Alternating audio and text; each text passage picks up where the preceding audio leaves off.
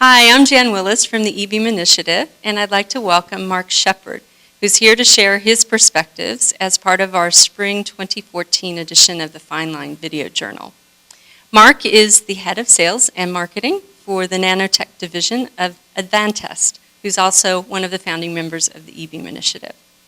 So Mark, I'd like to start with an article about a new product I read about late last year. Can you tell us a little bit about what was going on in the industry, the challenges, the issues you're trying to address with the new product?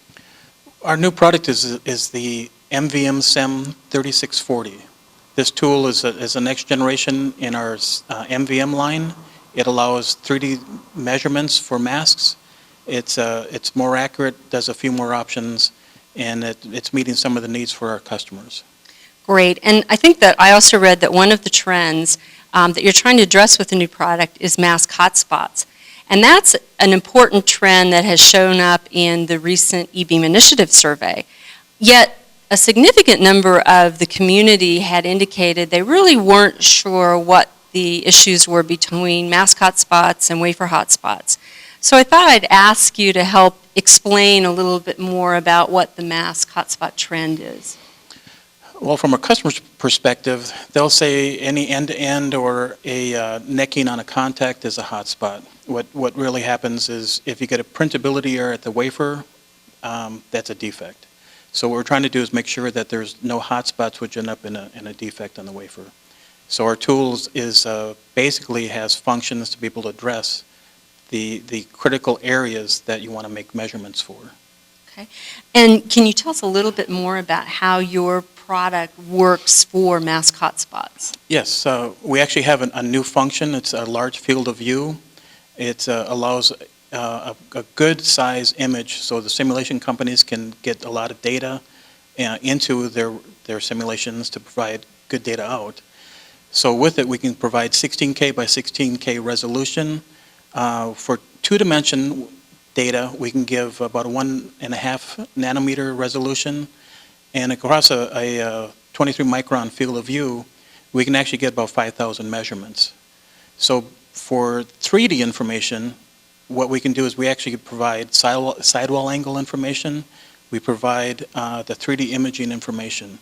So with the 3D information, you might have top GDS, bottom GDS, which is more than just a normal two-dimensional GDS that most simulation companies are using right now.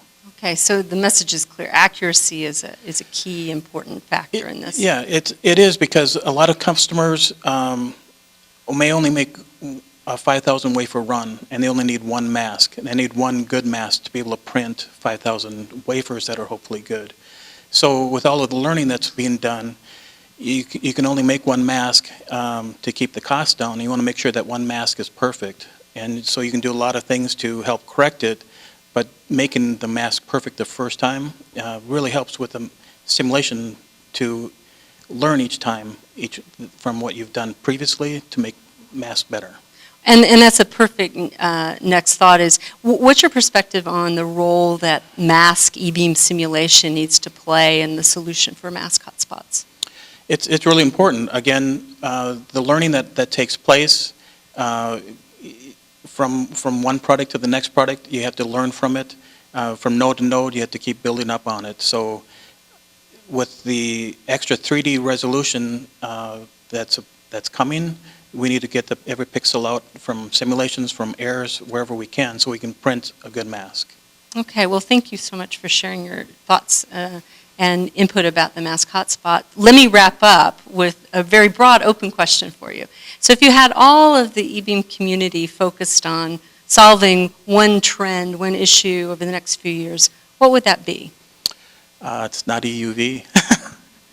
It's 193 immersion. EUV is still off a ways, so I can see for the next 2 or 3 years we're going to be continuing to solve 193 immersion issues, providing better resolution, better imaging, getting our air budgets lesser and lesser, and simulation and measurements help make processes better.